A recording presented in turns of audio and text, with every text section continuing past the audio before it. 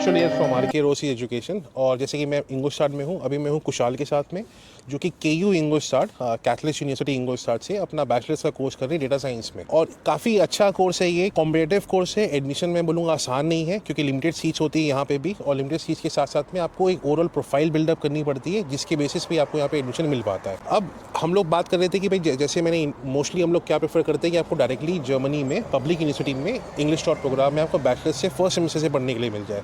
वही सेम कुशाल को भी मिला एक अपॉर्चुनिटी कि भाई ये केयू इंगोस्टार्ट में बैचलर का जो इनका 3 साल का कोर्स है आपका, है ना, 3 इयर्स का 6 सेमेस्टर का कोर्स है डेटा साइंस का, और बिना स्टूडेंट को किए जो है ये डायरेक्टली अपना यहाँ पे आके फर्स्ट सेमेस्टर से इन्होंने ज्वाइन किया है विंटर इनटेक में। तो कुशाल को एक बार बोलूँगा कि वो अपना इंट्रोडक्शन दे दें, और उसके बाद हम लोग कैसे यहाँ पे एडमिशन है, क्या कोर्सेज की रिक्वायरमेंट थी और कोर्स कैसा है उसके बारे में डिस्कस करेंगे। तो कुशाल प्लीज़ एक बार इंट्रोडक्शन दे दो। Hello guys, my name is Kushal Malhotra. I am basically from Ludhiana, Punjab. And मैंने अपना 1 साल की बैचलर्स इंडिया में ही की थी, एंड उसके बाद I applied to many universities, जिनमें से मुझे 3 यूनिवर्सिटीज़ से ऑफ़र लेटर आई थी। And this is Catholic University of Ingolstadt, जहाँ पे मैं अभी डेटा साइंस का कोर्स कर रहा हूँ, which is a bachelors in science course of data science.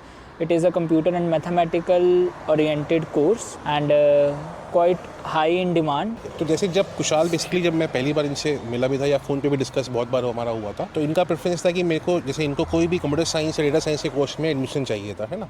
उसी को देखते हुए हमने शॉर्टलिस्टिंग की थी कि भाई विंटर इनटेक में कौन कौन सी यूनिवर्सिटी में कंप्यूटर साइंस के, डेटा साइंस के या इन्फॉर्मेशन इंजीनियरिंग के कोर्सेज यहाँ पे बैचलर्स में होते हैं, और उसमें हमने एप्लीकेशन प्रोसेस की थी। OVGU मैग्डेबर्ग में भी आपको एडमिशन मिला था, है ना। OVGU मैग्डेबर्ग में जो कोर्स था वो कंप्यूटर साइंस का ही कोर्स था, बट अगेन वो प्योर इंग्लिश शॉर्ट प्रोग्राम में नहीं आता है, वो आता है बाइलिंगुअल कोर्स में। और उससे बेटर है कि आप डेटा साइंस का जो कोर्स है, क्योंकि डिमांड में आज के टाइम में डेटा साइंस और AI के ही आजकल चल रहे हैं, तो इसलिए यही एक मेन कारण बना था कि भाई हमने OVGU मैग्डेबर्ग की जगह पे अपने को इंगोस्टार्ट में केयू में यहाँ पे डेटा साइंस का कोर्स सिलेक्ट किया हमने। अच्छा, तो कुशाल मेरे को थोड़ा सा आप बताओ कि आपका प्रोफाइल अगर हम बात करें, तो आपने जैसे 12th करने के बाद में फिर आपने फर्स्ट ईयर इंडिया से किया। यस। आपने कौन सा कोर्स किया फर्स्ट ईयर में?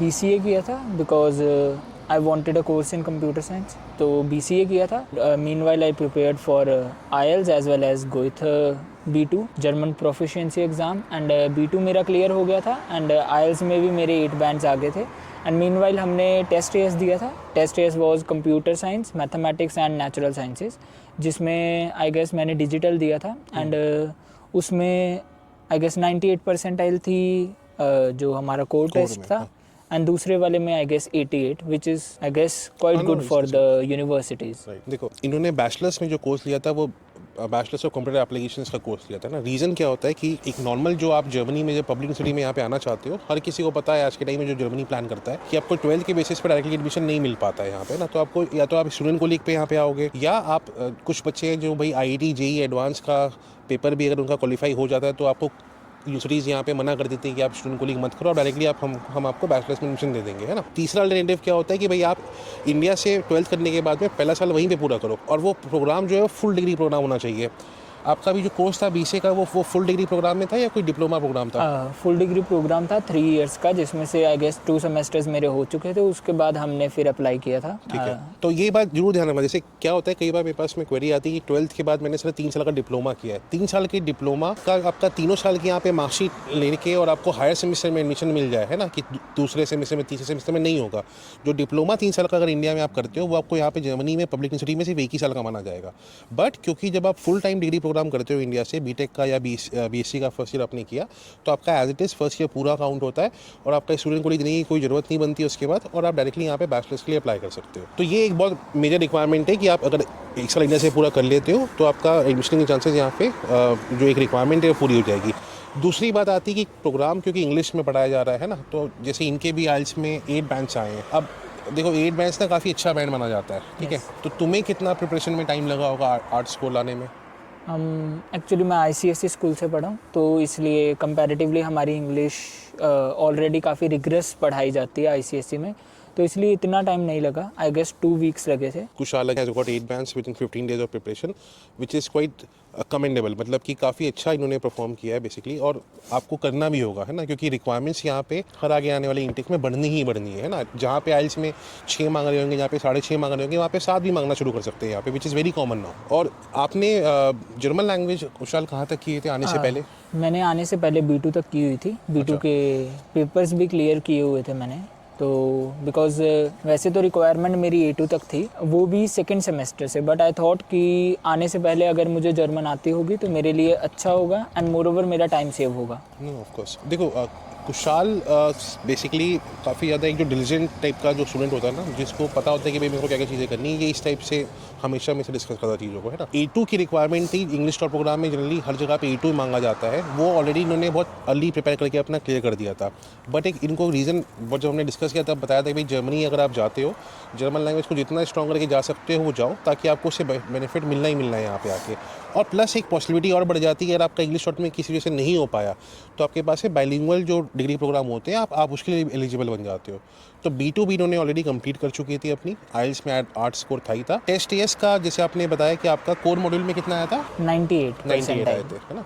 और जो मैथमेटिक्स एंड नेचुरल साइंस वाला जो कोर्स था उसमें कितने आए थे, आई गेस 88% आए। 88% है। तो देखो टेस्ट टेस का स्कोर अगेन ये दोनों ही रिसेंट स्कोर है, कोर के भी अच्छे स्कोर हैं, आपके मैथमेटिक्स के भी अच्छे स्कोर में ही आता है ये। बट इसकी इंपॉर्टेंस समझने की जरूरत है ना, आपको KU इंग्लिश स्टार्ट में टेस्ट टेस का स्कोर मांगा जाता है, मतलब ये प्रीफर करते हैं कि आप इनको टेस्ट टेस का स्कोर जमा कराओ यहाँ पे, है ना। अगर आप ये देते हो तो हमेशा एम करो कि आप 90 के अबव कम से कम अपने दोनों मॉड्यूल्स में स्कोर रखो, क्योंकि यहाँ पे जब भी अगर मांगेगी यूनिवर्सिटी वो आपसे एक्सपेक्ट करेगी कि आप 90+ दोनों ही मॉड्यूल्स में लेके आते हो, जिससे आपके एडमिशन के चांसेस 100% बढ़ जाते हैं। अब बात करो एक बार कुशाल, क्योंकि मेरे को जितना याद है कि अपने को वीज़ा के टाइम पे काफ़ी ज़्यादा चैलेंजेस आए थे, है ना। वो चैलेंजेस का थोड़ा सा एक इंसाइट दो कि क्या क्या हुआ था, कैसे कैसे फेसेस हुए थे अपने। सो मैंने वीज़ा तो काफ़ी अर्ली अप्लाई कर दिया था, अपॉइंटमेंट मेरी काफ़ी जल्दी थी 14 अगस्त, which was quite early as compare to others. But अब इशू पता नहीं क्या हुआ, बट मेरा वीज़ा 2.5 मंथ्स में आया, which is quite a long time. And I guess because मेरी यूनिवर्सिटी में रिक्वायरमेंट थी that I have to submit the visa in order to get enrolled,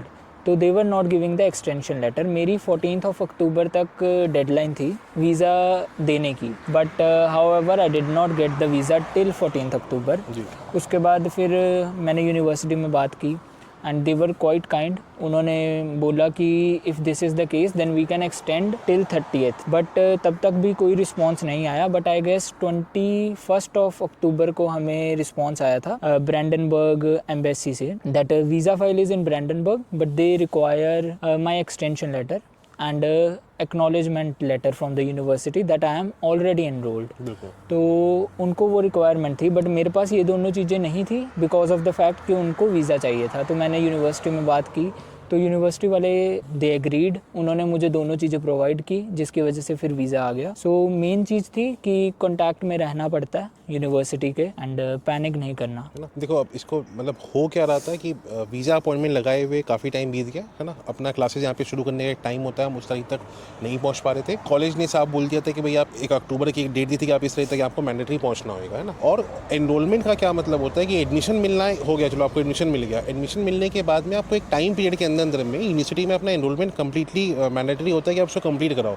वो नहीं करवाते, आप मिस कर देते हो तो भी आपका एडमिशन जो है वो रखा रहेगा ना, कैंसिल हो जाता है वो। तो आपको जरूरी है कि आप एनरोलमेंट को पूरा कराओ। और एनरोलमेंट पूरा कराने के लिए जो रिक्वायरमेंट KU इंग्लिश मांगता है वो ये मांगता है कि आपका जो वीज़ा एप्लीकेशन था, आपका वीज़ा का जो अप्रूवल आएगा उसका आपको प्रूफ इनको यहाँ पे सबमिट करना पड़ता है ना। और जब ये सब चीज़ें जितनी हो रही थी तो आपको यूनिवर्सिटी को भी साथ के साथ में लूप में रखना है, उसको अपनी सिचुएशन बताओ प्रॉपरली कि हाँ वीज़ा वाले ये मांग रहे हैं, वीज़ा वाले के जब मेल आएंगे तो अब उनको बताया अच्छा कॉलेज ने मेरे को ये चीज़ दी है।